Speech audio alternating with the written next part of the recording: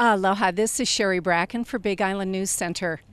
I'm here with Steve Arnett. He's the Director of Housing for the County of Hawaii, and we're here at the new low-income and transitional housing development on Hinolani in Kona above Costco. Aloha, Steve. Aloha. So, what's the official name of this development? Na Kaulana, Kauhale o Wini. We sometimes call it the homes of Wini, for those of us who are not fluent in Hawaiian. And tell us, what's the difference between the type of housing that's here? I know it's transitional housing and it's low-income housing. So give us a description of the facility, of the property. What we have here are 40 finished units, 12 of which are designated for transitional housing, 28 are designated for low-income housing. The transitional housing means that people are allowed to live here for a maximum period of time of 2 years without paying rent. Their rent would be in the form of some sort of community service designated specifically for this particular project. So how big are the units? What's inside? Tell us what the units are like. The units are 660 square feet, 2 bedroom, 1 bath with a full kitchen. And we have 4 of the units are ADA accessible for people who are in wheelchairs or don't have the ability to get around like the rest of us. Based on the fact that they're called low-income housing, I'm assuming that there's an income requirement, that people cannot have too much income to live here. Tell us a little bit about that. Correct. There are income requirements, so each and every person who puts in an application, we do screen them to make sure that their income level is compatible with the income levels that are required for this particular project. So yes, there are income levels. And people will be renting these units? Yes, yes. These units are rented primarily for people in the 30 to 50% of average median income. So they're on the very low end of the rung in terms of annual gross income. And do you have a figure to go with that to help us who don't understand 30 to 50%? I wish I did, but I don't off the top of my head. Okay. So why is the county doing this? I know that in this state, some of the public housing is state, some is county, but the County of Hawaii has taken a very aggressive position on this. So talk to us about the county and its role in this kind of housing. Well, our leader, Mayor Kanoi, understands the importance of making sure that people have a life that is full of dignity. We recently closed the Kauhale Transitional Shelter, and the people who lived there certainly didn't live with dignity. So in Mayor Kanoi's vision, we decided that, or he decided that we should create an element or a housing area where people could actually live and be proud of where they live. And so this is the genesis of that particular vision.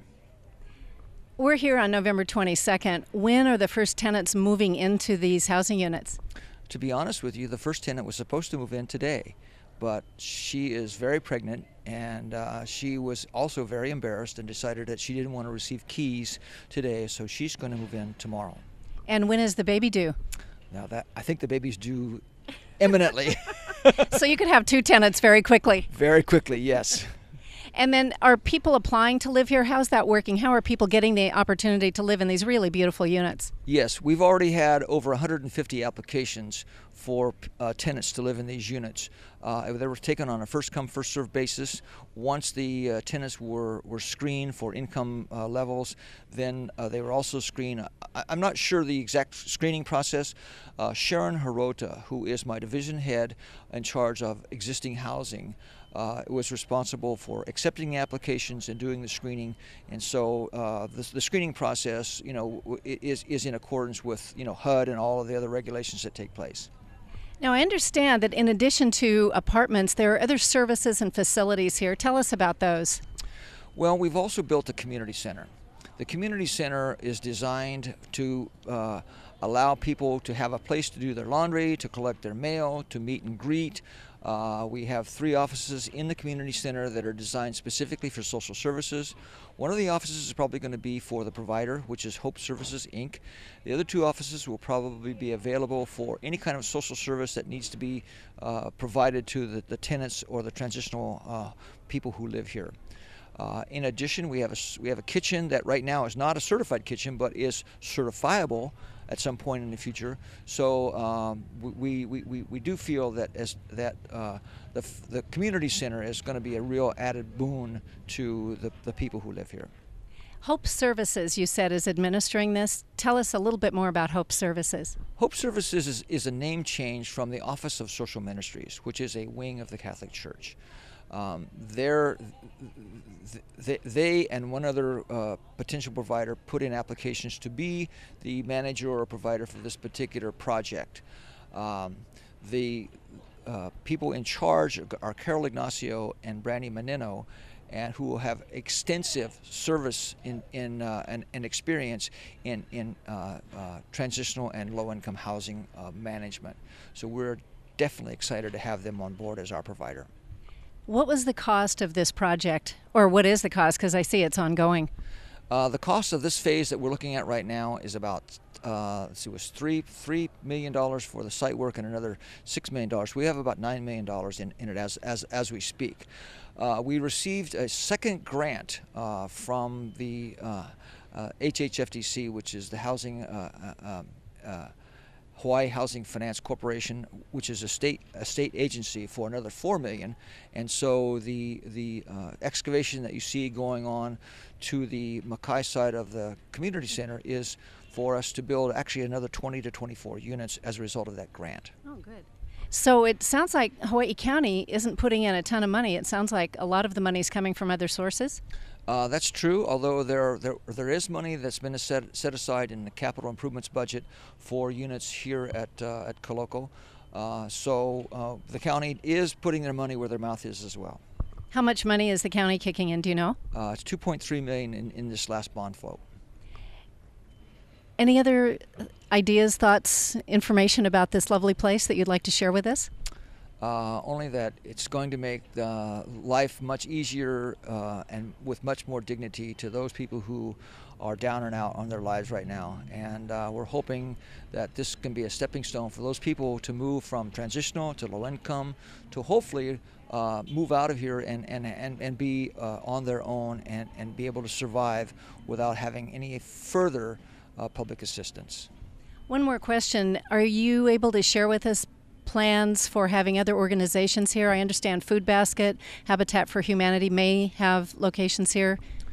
The current plans on the drawing board now are to build a small warehouse on the Makai side of the parking lot where we are standing, that house, that warehouse will house the Food Basket and Habitat for Humanity. We're also going to have a space available for the County of Hawaii, for maybe the police department to have a spot to store some of their non-perishable evidence items, or whatever they choose to do so. That assumes that all the space turns out the way we had originally planned. But a part of that will be that Habitat for Humanity and the Food Basket will also be providing training for some of our tenants who are unskilled and don't have any kind of a trade at all. So it's a double-pronged project. Thank you so much, Steve Arnett. Aloha. You're welcome. We're now talking with Mayor Billy Kanoy, who's just taken part in the blessing of this new transitional and low-income housing project. Aloha, Mayor. Aloha, Sherry. Thanks for being here. Now, Mayor, I have a question. The state traditionally has had the responsibility for low-income housing and dealing with homeless issues, but you as our mayor and your administration, you've taken a very aggressive stand and you've sort of usurped the authority of the state to create housing projects like the one that we're standing at. Talk to us about your philosophy about the homeless situation, the low-income situation, and why you've taken the positions you have. I think, Sherry, that it's all collaborative. It's all partnerships. Catholic Charities, our nonprofits in a community, community partners, the business community. We've got federal funding, Housing Community Development Authority funding out of the state. So it's all partnerships, right? But we recognized that we needed to be very aggressive with setting timelines, with setting schedules, because a lot of these projects, whether it's the West Hawaii Emergency Shelter, Affordable Homes in Waikoloa, or the transitional program here in Koloko, they've been on the books for many, many years. But I think sometimes we've let the details get in the way of the vision. And so we just set a vision that these are priority projects. All 3 of these will get done in 3 years, and everybody needs to work together to make sure we're on time and on budget. That there's, I use this term. I said, hey, no such thing, no can. It's always can, and our job collectively is to figure out how can. And so everybody's done a great job, and the credit doesn't go to myself or the administration. It just goes to everybody who's worked so hard. So many things got to go right in a construction project, especially an affordable housing project. And so I give credit to the teamwork and partnerships within government, between levels of government, and between government and community. That's why these projects are successful, and that's why they got completed on time and on budget. You mentioned on time and on budget. What was the budget, and talk to us about the financial aspects of this project? It was $12.4 million, and it was incrementally in phases. And so the challenges are, of course, first you got to do the site work, and then you got to go through phases of construction. And then you've got the whole issue of contractors and subcontractors and county project oversight and management, which always leads to sometimes a miscommunication or lack of communication. And that's when we'll step in and just make sure everybody's on the same page, headed in the same direction, and everybody's still working towards the same goals. And then we step out. A lot of leadership is, as Steve mentioned today, it's just getting out of the way. Giving everybody a clear direction, giving people the resources and personnel to get the job done, and then just let them do their job. And we have great people doing really good work. And, it's one thing, we were here about a year and a half ago at the groundbreaking. And it's really a celebration when you break ground for a good project in a community. But it's so much better to come for the completion. And it's a very celebratory day because we know we're helping people in our community, our friends, neighbors, and families who need it most. Everybody needs some degree of assistance and support in our community, and we're all here for each other. But to help those most in need of our aloha and support, that makes you feel really good. It makes the late hours, it makes the stress, and it makes any challenges you encounter seem really small in comparison. Very rewarding, very satisfying, and again, so many did so well to make this a reality. And I cannot wait to see the first families, the first children running around here smiling and playing. One day I'll come by, hopefully in the distant future, and whether I'm a kupuna, and if I come by and see some kids laughing and playing, I think I'll park my car and look out and say, hey, given the opportunity to do well, to do the right thing for the right reasons, we picked a lot of good people to do the job. And, I'm just very humbled, very stoked, and very happy that people will be able to call this place home who might not otherwise have a place to call home here in West Hawaii and on the island of Hawaii. Which brings me to the people who are going to be living here initially. There's 28 units, I believe, for low-income housing and 12 for transitional. Where are those people living now? Well, we have a lot of them are on the beaches, in cars, living with family, living with friends, some in very difficult circumstances. And so, Hope Services, Randy Menino, Carol Ignacio, those people are homelessness warriors. They're out there serving, providing, assisting, facilitating, encouraging, empowering. Every day. It's amazing what they do with what they have. You talk about doing more with less. That's what they do every day. And they know where everybody is. They know where people are. They know how to. And what's cool about this project, it's not just a shelter. Blaine Hanagami is here for workforce development. They're going to wrap services around Tom Whittemore, Habitat for Humanity, and Hope Services. They'll do vocational, educational, training, parenting classes, substance abuse, counseling, job placement and assistance. And so when you wrap all of that around, now everybody's got hope. And then we don't want people to move here and stay here. We want them to come here, get on their feet, get the support they need, and transition them to affordable rentals, and hopefully at some point in the future to affordable home ownership. And now, right here in Kona, all of those services are available. It's no such thing as, oh, we don't have that, or too bad we don't have that anymore. Today, on this Thanksgiving week, I'm very thankful that People who do need help have support at every place on the housing spectrum, and that's really cool. You mentioned Hope Services. The county has selected Hope Services, which is a division of the Catholic Church, to run this project. Why did you select an outside organization rather than having the county run it? Because they have the expertise, the capacity, the experience to do a great job. The county should do what we are good at doing, and that's Section 8 placement and assistance, going after grants and funding to construct projects. But the actual delivery of programs and services we felt would best be delivered in the most efficient, timely, and effective way through a partnership and service provider, a contractor, in this case Hope Services. And the easy part about Hope Services, when you select them, everybody on island knows their track record speaks for itself, and the people who work with them, for them, and partner with them, everybody has been around a really long time. Like at this blessing, if I looked around the room, when I was teaching at Hawaii Community College, I would give extra credit to my students if they would come out to Kauai High and help redo and paint and fix and work on the transitional program in Kauai High.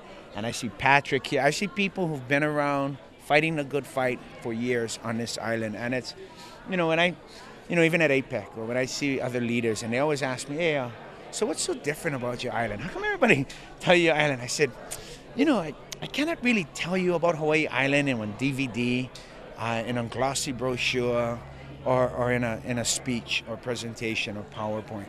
You have to come. Because when you come, you'll get a great sense of family. I tell people, we swim at the same beaches, we shop in the same stores, we go to the same churches. We all know each other. We all help each other. And there's this incredible sense of no matter how tough it is, you're not alone. You can always pick up the phone and get the support and help you need. And I'm so proud to be part of a county government that people in the community feel welcome to call and ask for assistance or suggest to us how we can do something better or where we need to get involved, where we might not be involved. And so that kind of communication makes all the difference in the world. Your final thoughts about this housing project and homelessness in general? Anything you want to share with the listeners? Yeah, this problems, this challenge of homelessness, of joblessness, of lack of transportation, of lack of critical services to enhance the health and safety of our families and our communities will be with us for the rest of our lives. This isn't something you tackle and declare victory with. It's an incremental implementation of solutions to the challenges we face. It's not going to go away, but we can minimize it. We can mitigate the impact of it if we just continue to work together. If we just remember that finger pointing, excuses, and blame has never made life better for any family in the history of our civilization.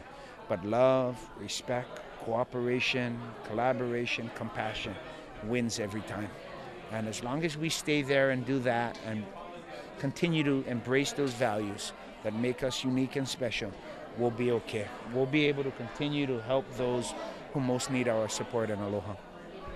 Thank you so much, Mayor Billy Kanoy. Thank you, Ms. Sherry Bracken. Mahalo for coming. Mahalo, Brother Chip. Appreciate it, brother.